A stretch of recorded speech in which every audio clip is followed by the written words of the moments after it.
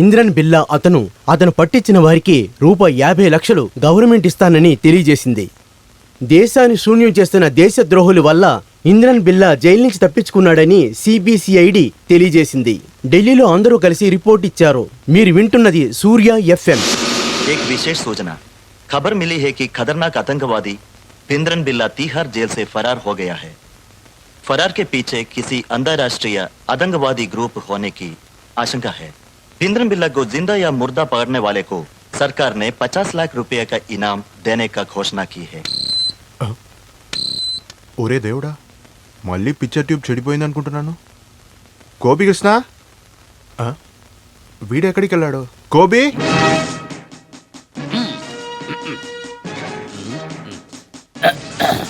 ముఖ్యమంత్రి దగ్గర మాట్లాడిన తర్వాత మిగతా అంతా చూసుకుందాం.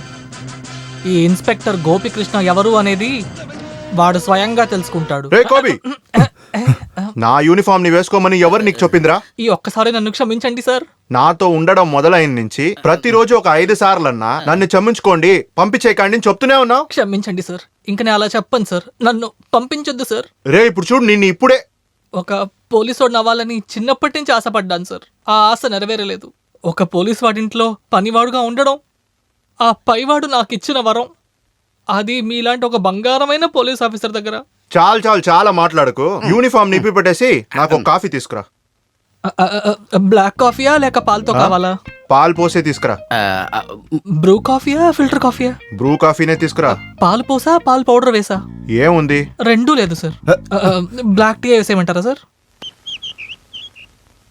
ఒక బండి సన్లైట్, ఒక బండి మూన్ లైట్, కలిపితే వచ్చే కలరిక నా వైట్. ఒళ్ళంతా పిచ్చి తెలుపే, నా కళ్ళంతా కొత్త మెరుపే.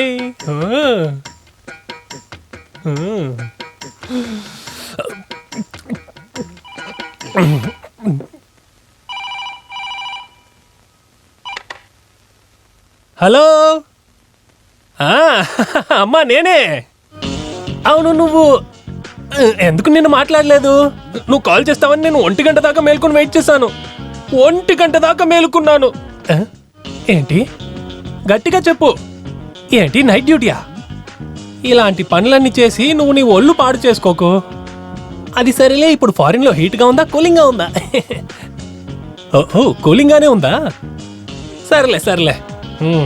ఏంటే, ఒక మామూలు పోలీసు ఓడై ఉండి 2 జన్మలెత్తినా ఇలాంటి ఇల్లు కట్టొచ్చా చెప్పు?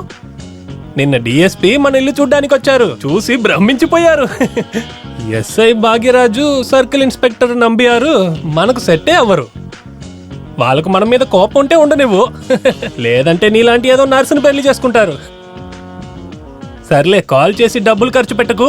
ఏదైనా ముఖ్యమైన విషయం ఉంటే చెప్పు. ఏంటి ఖర్చా? బ్యాంకులో డబ్బులేసాను కదా, మళ్ళీ పంపిస్తానులే. ఎవరు? భాస్కరా? వాడిక్కడే ఉన్నాడు.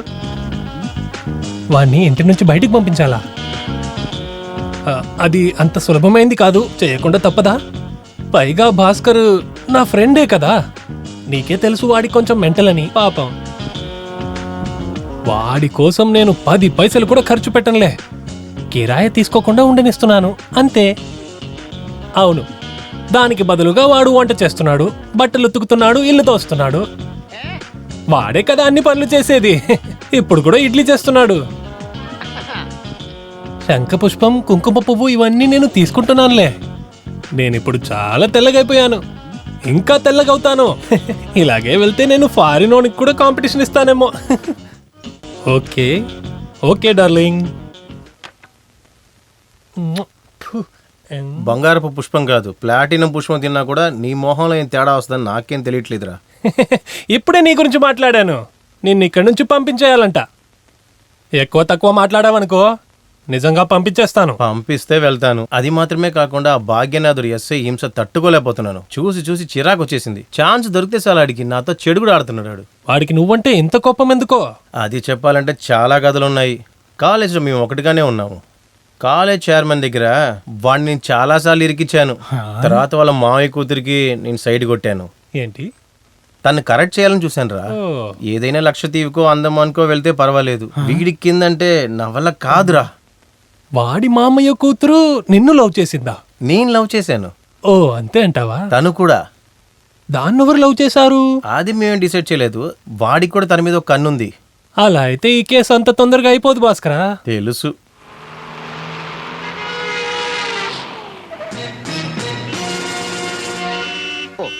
బర్రెమొహోడు వచ్చేసాడు.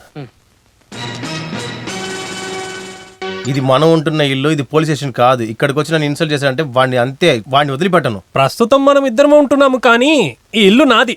నీ గొడవలంతా బయట రోడ్ మీద పెట్టుకో, ఇంట్లో వద్దు, సరేనా? ఏం కానిస్టేబుల్స్, yes, డ్యూటీకి sir. వెళ్ళడానికి సమయం రాలేదా? భాస్కరన్ కానిస్టేబుల్ సల్యూట్ ఇవ్వలేదు కదా?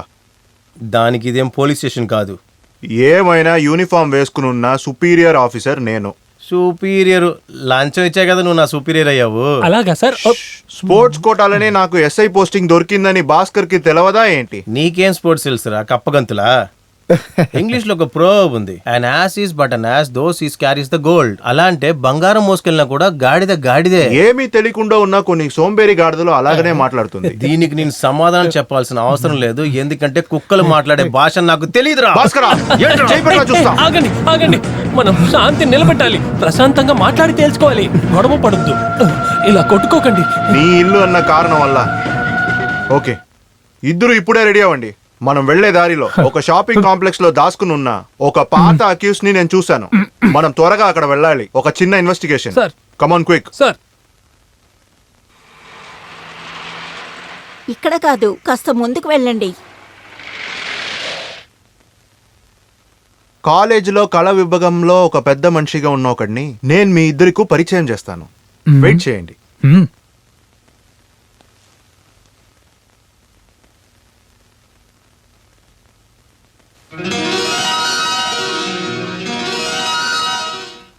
ఏమైంది భాస్కరా?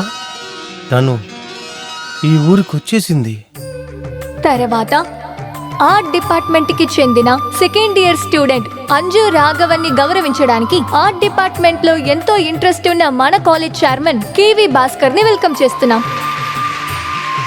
ప్రియమైన విద్యార్థులారా, ఈ యూనివర్సిటీలో జరిగిన పోటీలలో మన కళాశాలలో ఉత్తమ విద్యార్థి అవార్డుని గెలుచుకున్నది కుమారి అంజు రాఘవన్. ఎవరబాది? చదువుకుంటున్నప్పుడు ఒక ఆశ. దానికెందుకు ఇలా చూస్తావు? ఆ అమ్మాయి దగ్గర నేను ఎస్ఐగా వచ్చే నిన్ను చూస్తానని వాగింటావులే. నేను ఎస్ఐ అనేగా తండ్రి చెప్పాను. మంచిది, ఇంకా డీజీపీ అవుతావని చెప్పలేదే. తెలవకుండానే అడుగుతున్నాను, మీరెందుకు ఇంత కష్టపడుతున్నారు? అలవాటు లేని ఊరు కదా, తన ఒంటరిగా పంపిలేముగా. కొనుక్కొచ్చావా? అన్నీ దొరకలేదు నాన్న. మిగతావి రేపు కొనొచ్చులే. నేను ఇవాళ హాస్పిటల్కి వెళ్ళి జాయిన్ అవ్వాలి. తర్వాత నువ్వు ఇలాగా షాపింగ్ వెళ్ళడానికి మామగారిని డిస్టర్బ్ చేయొద్దు. నీకేం కావాలన్నా అది నా దగ్గర అడుగు.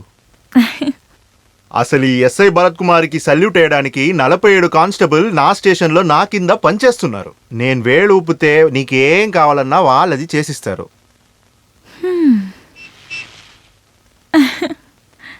సరే, నీకు వేరేం బుక్ కావాలని చెప్పు. అది సిటీలో ఏ అంగడిలో ఉన్నా అది మధ్యాహ్నం లోపల మీ ఇంటికి వచ్చి చేరిపోతుంది. చాలా ఒబీడియంట్ అయిన కానిస్టేబుల్స్ ఇద్దరు నా జీప్ లో కాసుకుని ఉన్నారు. రండి, వాళ్ళనే పంపించి పెడతాను. మీరు కూడా వాళ్ళని గురించి తెలుసుకుంటే చాలా మంచిది. రండి. ఏ బుక్ కావాలన్నా అది ఈ కానిస్టేబుల్ దగ్గర చెప్పండి.